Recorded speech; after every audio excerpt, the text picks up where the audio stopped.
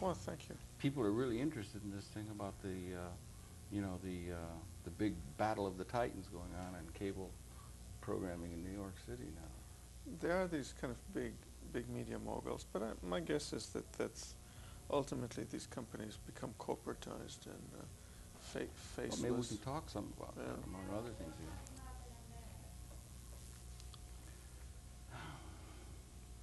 I'm very impressed with your resume. Welcome very much to Conversations. I'm pleased to welcome to the program Dr. Eli Noam. He's the director of the it's the Institute for Tele-Information at Columbia University, Right.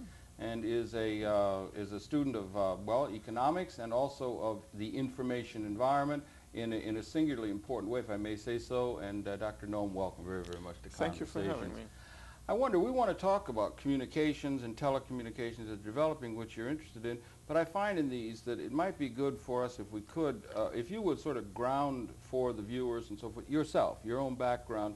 You've had a academic career at Harvard and so forth. Maybe you could ground and give a little of your own background, and then we could talk about the Institute and then some of the issues, the many issues that you're concerned with there. But could you share a little of your own background, please? Sure. I was always interested in electronics and in radios, and when I was in high school I built them, and I was working on becoming a radio ham amateur and so on. But this was the 60s, and people didn't go into electrical engineering, so I did become a social scientist and studied economics and law. But this interest in technology and communications and then media was always with me, and so eventually these things came together. So I'm very happy now to be in this kind of wonderfully interesting area which brings together cultural, political, technological, economic, just about everything, and is at the leading edge. The information society, the information economy, it's all happening right now, and it's happening right here. Yeah, you were interested in that even in the nuts and bolts kind of way, Right. much less in terms of policy and that kind of thing. And if I may, you sort of went quickly over that. You took a degree at Harvard in finance and in economics, and also you took your law degree there. That's right. And you sort of brushed over that quickly. That's right, and my undergraduate degree, although I was born in Israel, and I went to elementary school there, and then I was in Europe and Switzerland subsequently in school, and I came to the United States as a high school student. I see. And then you took this academic course, and it's interesting that your institute is in the School of Business and Finance, and you studied business and finance and economics, and that is an important grounding to try and understand this information environment, isn't it? Yes, it is unusual in the sense that, and in a way it says something, that communications and media studies in the past, in the academic environment, were in two locations in the university. One in the engineering schools, that it was the hardware, how to do it, and then in journalism and communication schools, which were dealing with the content and what do journalists do and so on, more oriented towards journalism, towards sociology, what does it do to society, to children, and so on. My interest, our interest, goes beyond to the issue of what does it do, kind of the business environment, the companies, the industries, because they have become a huge industry. Also kind of putting together the policy and the computer industry, the TV, the telecommunications, all these things together. And understanding that under a rubric, or under the understanding of the legal structure of our society and world society in a certain sense, you know, what the rules of the game are. That's right, because after all, I mean, particularly in America, the policy is determined through a regulatory process. And in fact, I also served for 3 years as a public utility commissioner in Albany, dealing with regulation of telecommunications, but also of energy. And so this is the way rules are being set, and telecommunications policies being made, media policies being made through the law, through court decisions, and through regulatory process. And then you, if I may, you became interested to the point where you set up this very unique, it's about 10 years now, I think, the Institute at Columbia. How did you come to be, New York's gain, but you came to be here in New York and at Columbia and in the business school and setting up this institute? Maybe share a little of how you got to where you started that. major institute now. I had been at Columbia since 1976, so Okay. almost 20 years. And after a number of years of working first in more general economic issues and regulatory policy issues, I then kind of focused on cable television, on telecommunications. And that kind of took very quickly off and became so big that I really couldn't do it by myself with research assistants anymore. Mm-hmm. So we had to institutionalize this in some fashion, and collaborate with a number of people inside the university, outside the university, and it's become really quite active and productive. All right, and that gives you a chance to look at it's Tele-Information, you call Right, it. right, yes. Mm. So It's it's interesting. it's not just television Yes. or telecommunications Yes. like in the phone business, but it goes into the information as a whole, as a resource of central resource in society. We used to have the central resource in the society was land. Yes. People worked on the land, and then it became industrial, but it was still physically oriented activity. And today, in advanced societies, it's information that is a major product and a major factor of production. That is the knowledge, the information, the data that goes into the working process. And the majority of the population today works in information professions. Yeah, that is a major paradigm or a major shift in terms of the understanding of economics. As you say, Right. it's been traditionally capital assets were understood as land structures and Right. corporate intangibles and these kind of things. Those aspects of economics, since you were grounded in economics and we spoke of it, those aspects, agriculture and the basics of economics as we've traditionally understood them, petroleum, energy, and these kind of things, those are still major factors. We sometimes get carried away in the information environment. Those are still major factors that have to be figured in all policy decision making. And those questions of, if I may, Nicholas Negroponte at MIT has compared bits to atoms. That there are real Right. things in the world other than knowledge. Those things still do have to be factored in a comprehensive way to be comprehensively responsible in terms of trying to understand the implications of the information environment as it's emerging. It is within a broader context of economic development, and sometimes we lose sight of that. But you understand what I'm saying? Yes, there is still a physical world. Yes, that's what I guess Not I'm everything saying, is virtual, it's true. Right. But even the kind of in agriculture,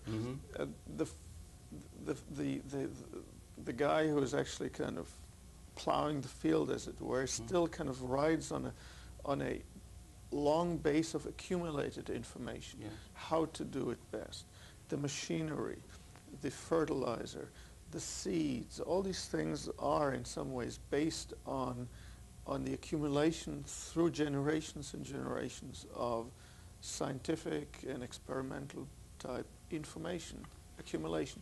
So it's not one or the other, it's the physical work supplemented with a lot of inputs from information. Just as he's sitting on a tractor, which is kind of capital, and he's plowing the land, which is land, and he contributes the labor. There's a lot of information flowing into this process. And once he's harvested, as it were, there's a very complex distribution chain, which is also based with a lot of information technology that already goes into the question when the harvesting takes place, how it is being distributed.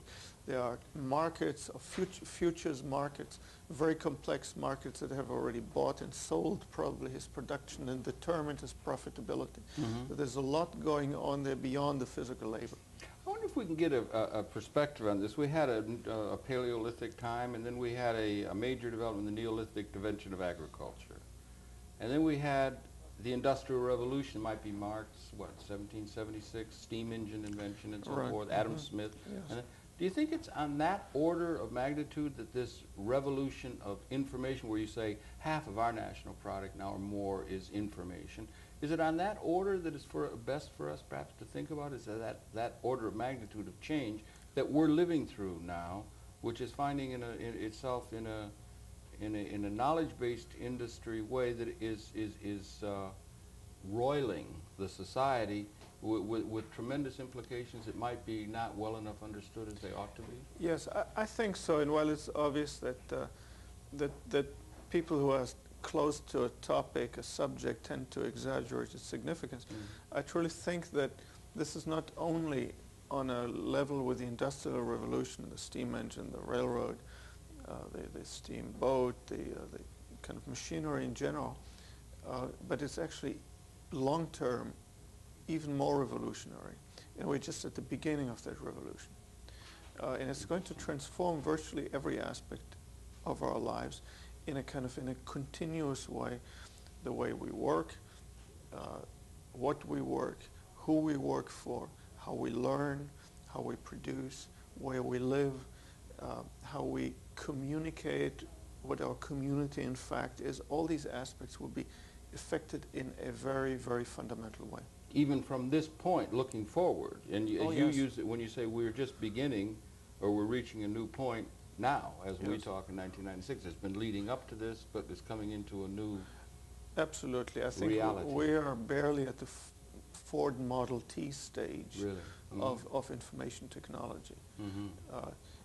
At this point, computers are in almost 40% of American homes, which is the highest penetration just about anywhere, although probably it's less than 40% because the definition of a computer is fairly generous and includes word processors and so on. But Yes. so as these devices spread, first they spread throughout society, including to consumer market that is not computer literate, becomes a mass market. New services will be provided.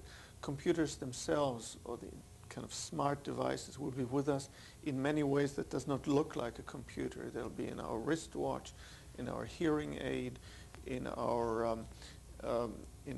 telephone glove compartment, in our telephone. Just smart devices that store information, process information, do a whole bunch of things. Yeah. Find us wherever we are, if that's the issue. Find somebody else whom we want to talk to. Yes, right, I understand. And these things have come, it's interesting, you know, we talk on a number of different subjects, and I appreciate you bearing along with me here. You're much more familiar with these areas than I am.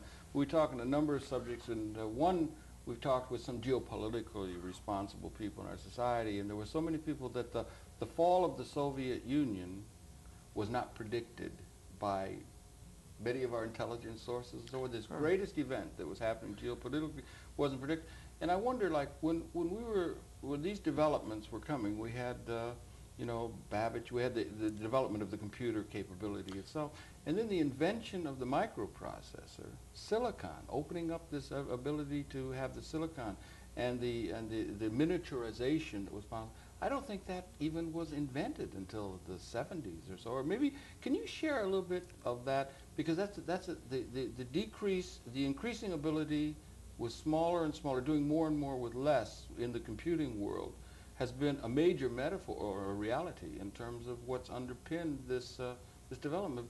But did that come as a shock, or where did that come out of the blue? Could they have predicted that from physics of 30 years ago, or 40 or 50? Or can you share a little bit of that and fill us in from your knowledge base of understanding these developments? Sorry.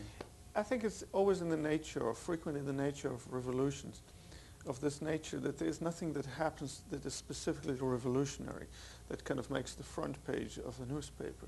These are kind of little inventions here, they're kind of just and there, merging together, gathering steam, people doing new things with new devices in new ways.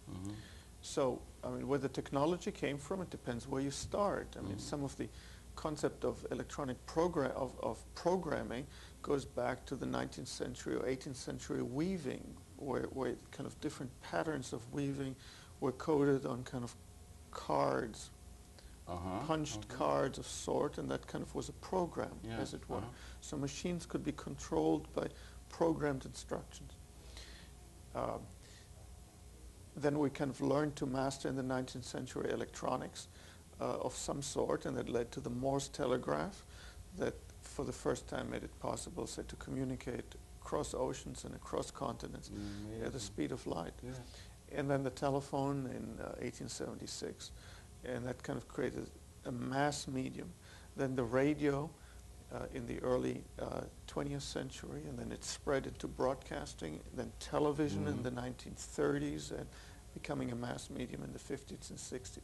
Now, in World War II, the British and then American code-breaking efforts, the breaking of German codes, led to the development of machines that then became electronic computers. And that in turn was advanced by the invention of transistors in the late 40s and early 50s. And so we have these semiconductor technology materials applied to computer-like machines that came out of the code-breaking effort of World War II, kind of combined with the software stuff that had a long history and then kind of was also developed by Norbert Wiener and other very smart people in the 40s and 50s. And so the elements became kind of merged together. And then, of course, in America, there are many large media companies that put money and development efforts, such as IBM or RCA, NBC, into these kind of developments.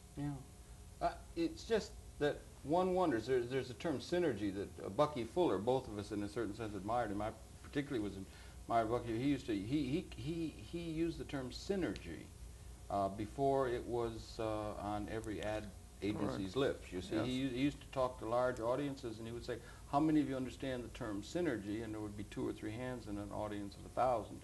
And they didn't. It's the behavior of systems unpredicted by the sum of the parts. There's a certain, I don't know, philosophically, you go to a certain a priori mysterious pattern to the design of things, so that there are surprises that come by the linking of things that can't be seen and can't be projected arithmetically or in a linear kind of way.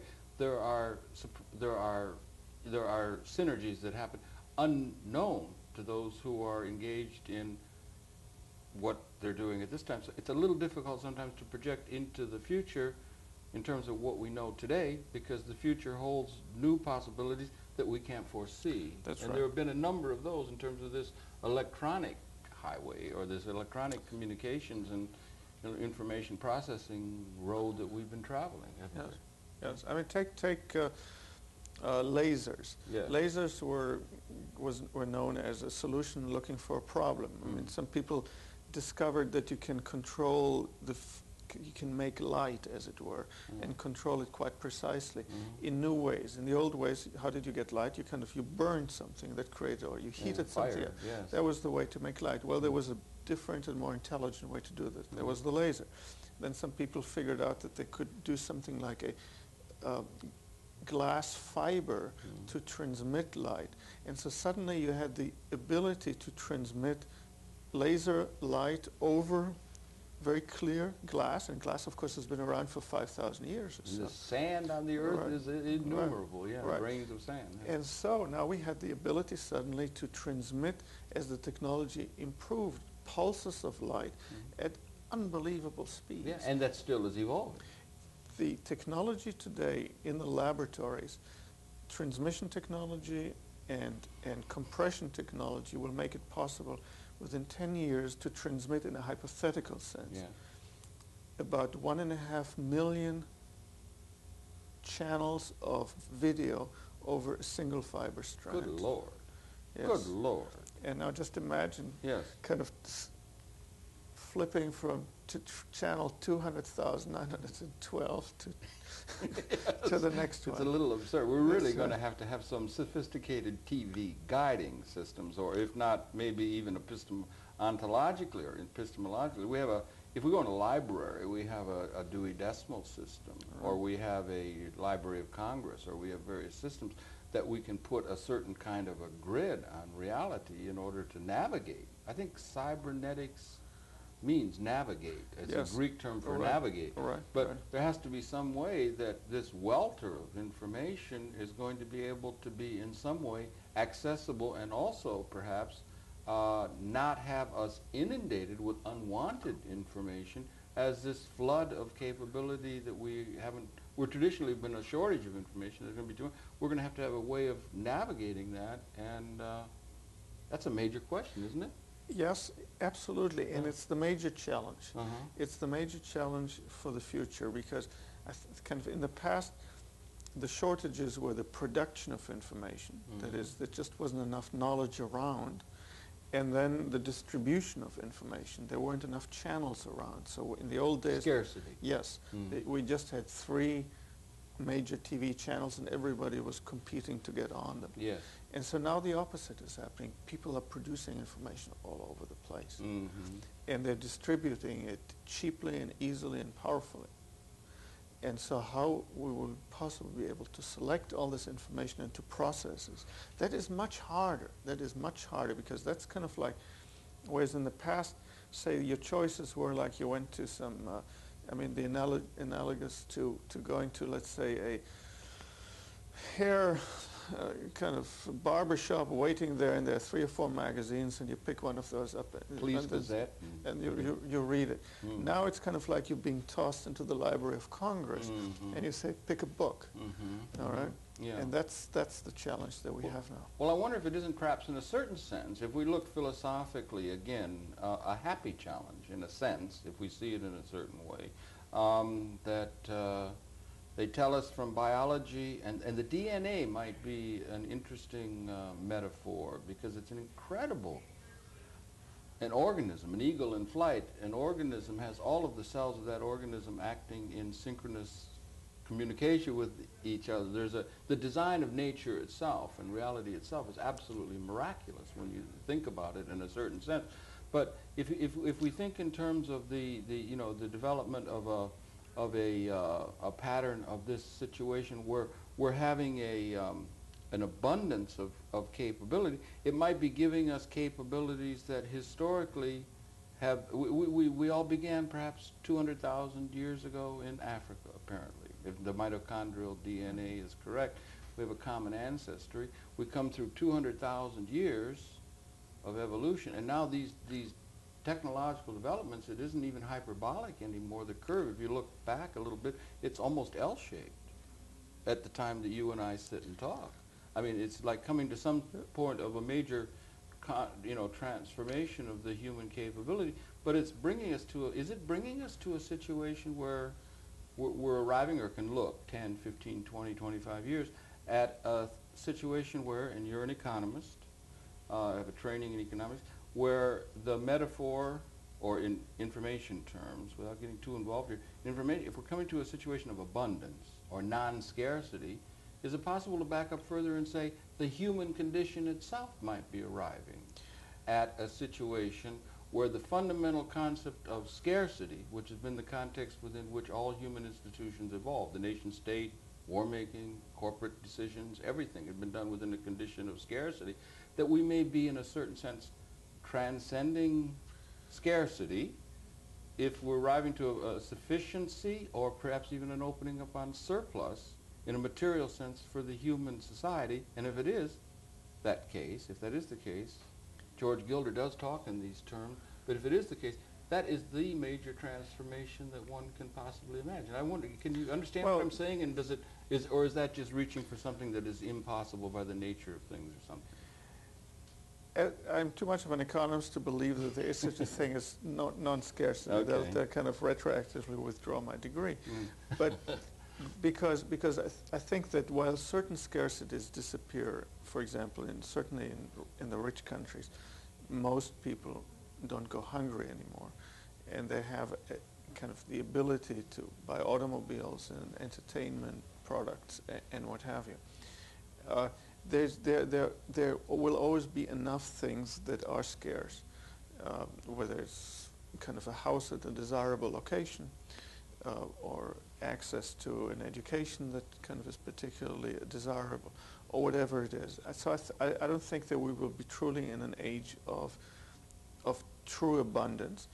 But in the case of information, we might have a very significant absence of scarcity. Though, again, remember, it depends always kind of if we disaggregate. There's certain economically highly valuable information that will be closely guarded. There are patents and so on. There'll always be something that's kind of not generally available or exploitable. You mentioned DNA. Well, and the human in a metaphor and the human condition. But it's an interesting point that you're making, because you see, DNA is information. Yeah. It's just information coded in a certain way, using, instead of the binary zeros and one, using a kind of a carbon type molecule code. And so in each one of these tiny cells, kind of, there's a nucleus that's even tinier, and that consists out of information that, if we stretch it, would be kind of several miles long, Yes. and contain more letters of more information than kind of a large book. And that is what defines us. Yes.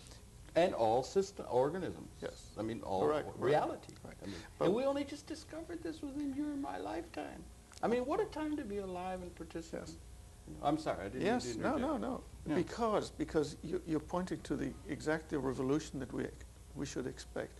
Because this information revolution is not just about television programs and video games, or the ability to kind of use the phone while you're in a car or something like that. It will go into the fundamental aspect of our humanness, because once we understand that DNA is information, once we know how to manipulate it, and we do already, we will. And so much more than kind of, so the mastery of information is also the mastery of humanity, of human institutions. And that's why I think it's such a fundamental revolution. Yeah, human institutions, and the human institutions within an ecological context. So it's within the broader pattern of the incredibly more mysterious and wondrous reality that there is a biological process on this third planet in the solar system that we don't have yet. We may be getting, but we don't yet have, despite probability theory, any other sure evidence of there being existent elsewhere in this universe, where they just discovered 40 billion more galaxies in the universe the other day from the Hubble telescope.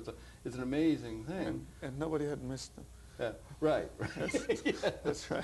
Well, I mean, it's just wondrous. But I mean, and then whether or not there is I wonder if it's possible to see information or technology. You're interested in technology. Do you think it's fair to say Marshall McLuhan, someone else that I used to read with great interest, he used to see, and so did James Joyce, the poet, and so did, for that matter, Aristotle.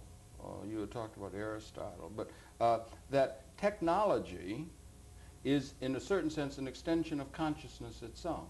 We have a conscious inner capability of intellectual knowledge, and we extend our conscious capability in various forms of media. Marshall McLuhan made this point with his Understanding Media, that the book and print was an extension of the eye and so forth. Right. But there is that, and that we have this capability. And is it, do you think we're reaching, and you made points in some of your literature about the linear metaphor of phonetic alphabet and so forth that we've inherited. It's been so important to Western and world civilization. And the linear concept of processing information is very slow compared to, let's say, visual processing of information.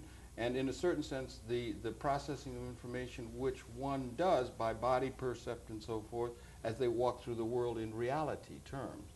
Do you think we're getting at a point now with parallel processing and some of the other capabilities of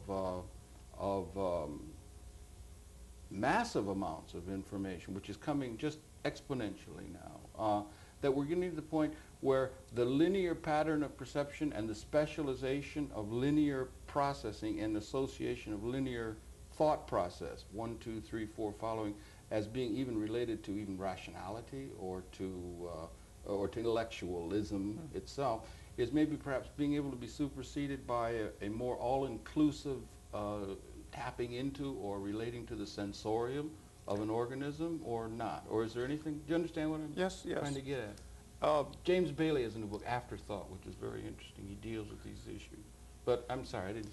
Well, I mean, we're rapidly getting into a situation where when it comes to information, to knowledge, we are the weak link. That there's this torrent of information that all kind of converges in our sensory apparatus, in our brain processing capability, and we are basically letting the rest of the system down. We're kind of, everything backs up behind us because we are slow, we individually, and we as organized in organizations. Our institutional drive. Right. And so Congress can't handle things, and the media can't handle things, and we individually can't handle things even more than anybody. What do we do about that? Well, this is what you're interested in at the Institute, I right, think. right. Well, I'm sorry, I didn't mean to no. interject. We're interested in lots of things in the Institute, but this one, to me, is kind of really fundamental. So one of the ways to deal with that is, in the future, a much greater symbiosis of man and machine. That you have, let's say, the screening process of information, processing of information, memorizing and storing of information will be done by very powerful machines that are in constant communication with you, because it has to be personal. An important bit of information that you have heard about 5 minutes ago is not important to you anymore. But if I haven't heard about it, it's very important to me. That's an interesting concept itself, yeah. Yes. Information that makes a difference. Right. And McCulloch used to talk of that. Yes, that's the only information truly that counts, is that makes a difference. But because it is so individualized, you have to have a machine that knows what you know and knows what you don't know. And so in that sense, kind of when new information comes in, can match it to the existing information base. To do that, you have to have a continuous symbiotic relationship to some machine in the background. And so I do think, for this and other reasons, that we will have in the future, we will wear computers, we will be in continuous wireless link up with some computer technology, storage, information access. There'll be much more of a continuous relationship with information technology in the background. You don't think there's a possibility or a fear of silicon taking over from protein, or of the HAL syndrome of or that kind of that the processing capability of these machines, which are becoming so incredible, will be putting mankind behind where these machines are able to do? Or this is a science fiction kind of problem. I think if you think through literature, going back to to all kinds of stories, whether it's the kind of even medieval stories, there's always this kind of fear that somehow a man-made machine will take over mankind. But I think kind of in some ways it hasn't happened, partly because the fear exists. I think that we will never let intelligent machines take over. But we will, however, become dependent on some interrelations. It's like the automobile. And if you take away automobiles tomorrow for some reason, Los Angeles, say, as a city, would come to a standstill. So in that sense, we're dependent on the automobile. But do automobiles tell us what to do? Not in a real sense. They affect us. They affect our shopping and working and personal lives and so on. But they don't give us commands. They give us opportunities, options. The options are sometimes so seductive that they're really not options, because they kind of it's the one thing to do. But I don't think that I would not believe that even American society, automobile crazy as it is dependent on the automobile in a sense of being slave to it. Yeah, Marshall McLuhan used to make the point, that, or James Joyce, we shape our machines and thereafter they ape us. That they make the existence of a medium or media is used is more important in terms of the evolution of consciousness itself than is the messages being contained by the media. Yes, I think there was... And that the fact of the existence of the machine has an effect that goes unnoticed usually, as we focus so on the content. Yes, McLuhan was extraordinarily perceptive. The Gutenberg Galaxy was a major book. Yes. Yeah, I'm sorry. Yes. Now, you mentioned the multimedia technology, the multi-channels, and that kind of goes to McLuhan's point too. I think kind of if you have a situation in which the traditional ways of getting information from the world, from the media outside into our poor brain, is based on certain kind of coding technology, the alphabet, Greek, Hebrew, Latin types of alphabet. Phonetic alphabet, right. Yeah, in the West, yeah. Speaking, Yeah. which happens fairly slowly. Mm. That if the technology is available that goes beyond essentially aping, using some kind of a pen on some kind of a vellum type material, that it will be used in order to speed up the information process. Right. And so we will have in the future these multi-channel type communications, visual, text, smell, tactile. I was just a few days ago in Florida. There was a convention of medical technology and medical school technology. It was kind of amazing for me to see. They were demonstrating the test version of a simulation for surgery. So you could let the medical students learn how to do certain surgical techniques, virtual surgery, just as you teach pilots how to fly. Three-dimensional. But the interesting thing, in addition to the three-dimensionality, was really four-dimensional, because it also had a tactile sense. You could feel how the stuff felt when you did it. Well, or tactility really, in a certain sense, is tactility is not necessarily only touch, but there's also an interval. Like you get down to the atom. There's nothing there but resonances. It's resonances of energy systems that we find physics tells us now. Yes. It's resonancy. So tactility is really a resonancy between two interoperative systems, and you understand what I'm saying? Yes, and then you can. So tactility is. And once you understand what represents the space, or respects the space between two interacting systems. Right. Yeah. And then you can once you understand it, you can duplicate it, and so it's information provides the possibility of recreation and artificial. That's where the virtuality comes in. So it's when we say where the rubber meets the road. It's kind of it's two types of bodies, and we can reproduce it. We can reproduce it, even the smell and the sound, and create kind of incredible media opportunities. Which also means, of course, that be used as part of the culture, because culture, expression, films, theater is always using the technology that is available. Yeah. So we're kind of going to be able to create things, kind of aspects of culture, kind of texts, what we call now text, that are going to be multidimensional and just unbelievably tools of creation. Yes, right, exactly. Yeah, I finished reading it a little while ago, Jeremy Rifkin's book, The End of Work. I don't know if you had a chance to look at that. It's an interesting book that looks at this in a sense and everything. Among other things, in Israel, they now have a machine that goes down the row of melons and it can decide when the melon is ripe to pick olfactorily. It's an olfactory signal that they pick up on whether the one melon can be taken and then left, and replacing workers. And The End of Work of Rifkin's book is one that is felt by a number. There is angst in our society and misunderstanding, because I referred before to Aristotle, and Aristotle had said that in Periclean Greece there was a small group of civilized philosophers and so forth, but it was based upon a slave class. Yes.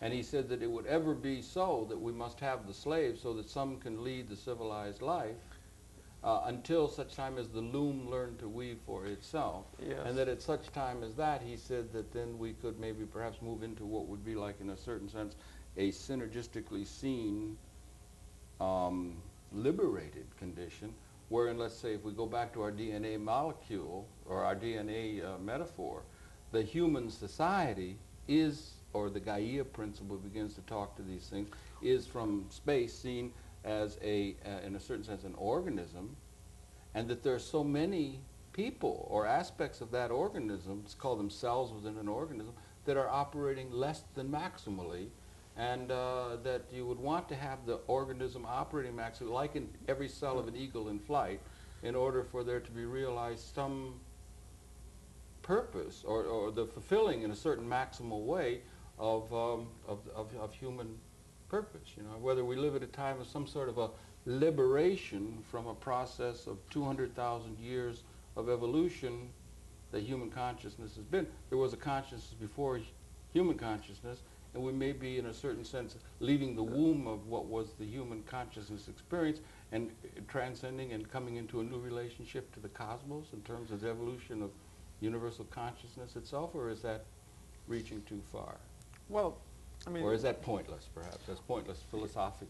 Okay, first, kind of, I think the philosophy and the human understanding of its condition is somewhat based on, first, on some material foundation. Mm.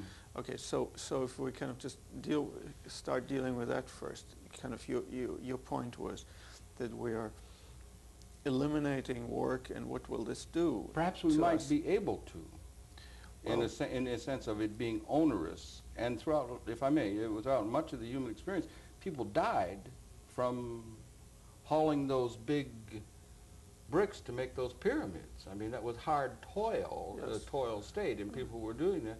And that it may be the technology is going to be able to free people from the toil state of having everything, you know, of scarce, and again, back to that metaphor yes. of assumption of scarcity. We'll automatize a lot of things, and we'll do things electronically and whatever. But ultimately, there are tasks that we cannot rationalize by machines. Well, that we can put over to them. Okay. So the way that we've dealt with this in society is essentially shift some of them to poor countries, to poor people, and where you couldn't shift the whole activity to the poor country, you brought poor people from these countries in, and that's kind of what's happened in America and Western Europe, where you have kind of an imported lower class, as it were, of kind of menial tasks of people who have no real alternatives, but for whom this is a much better opportunity than what they left behind. Mm-hmm, mm-hmm. And then or outsource it and take it overseas. Right, yeah. what you can. And so I think this is a process that will continue. And it's kind of been, in the United States, always the process, and in Europe now they're discovering that the same logic applies to them too. Question then is, kind of, is it possible to think that somehow the world will run out of poor people doing menial tasks? Right, or to a point where, if I may, to a point where the tasks can be taken over by, as Aristotle said, the loom learns to weave, in terms of mass-produced things, CAD-CAM, yes. and mass-produced things, and maybe it would free the human spirit for activity which might not be, like, for instance, if I may, this is public access television here. It's not market-oriented. It's not economic-oriented in a certain sense. There are other venues, and Jeremy Rifkin talks about that, for expressions of the human spirit which are not monetized.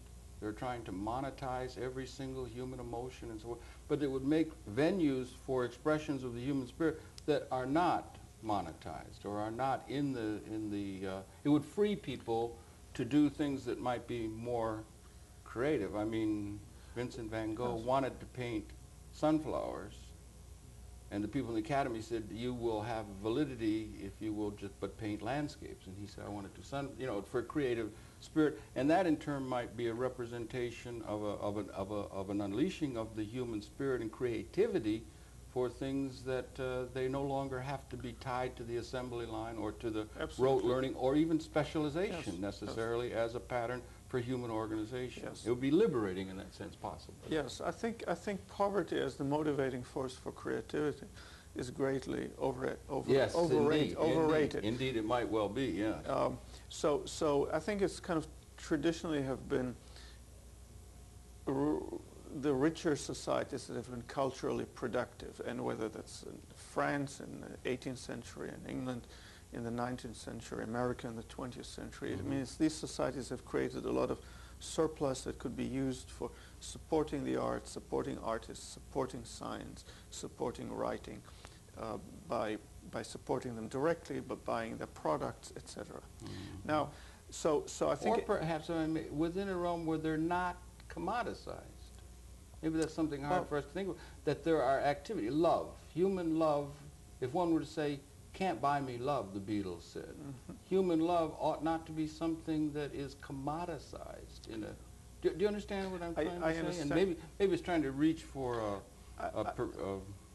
I think that a liberation from the commodity model that is so prevalent now in the world today. Well, here I'm probably less optimistic than, Well, than you are, well, because I think that kind of as information still becomes bountiful and plentiful, and as people have more leisure time and more disposable income, etc.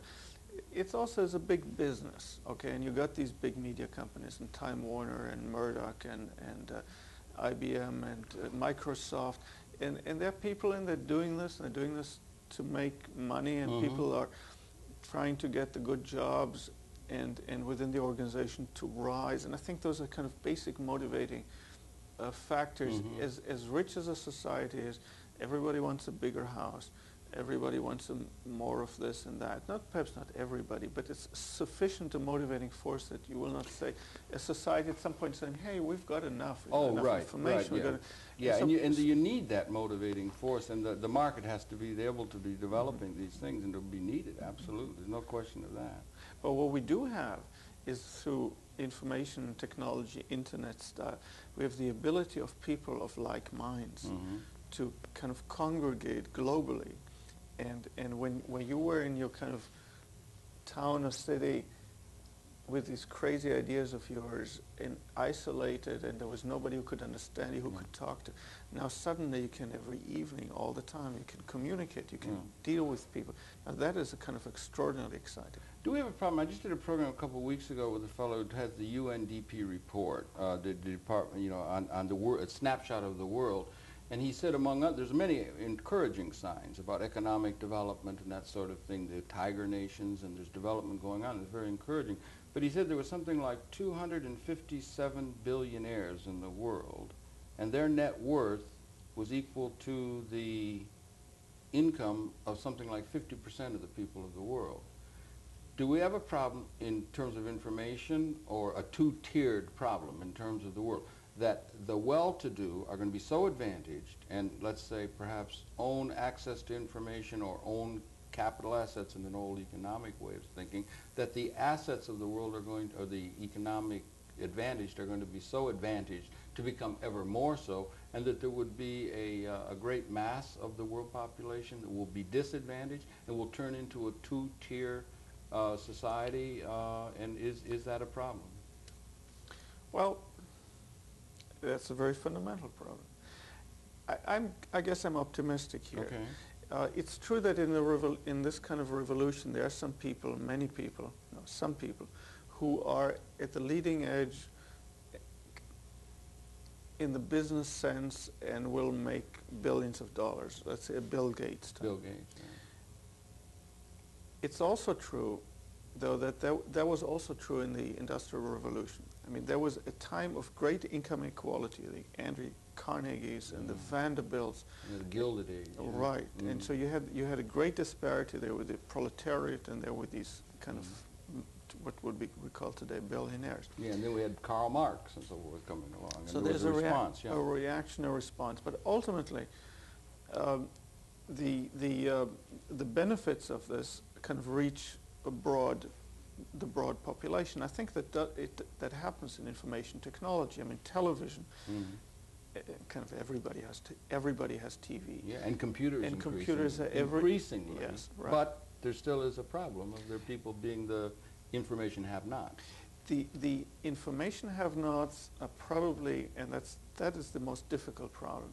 Not because they will not be able to buy a computer that probably will be able to get for $500 and less, certainly if you don't look for the newest model.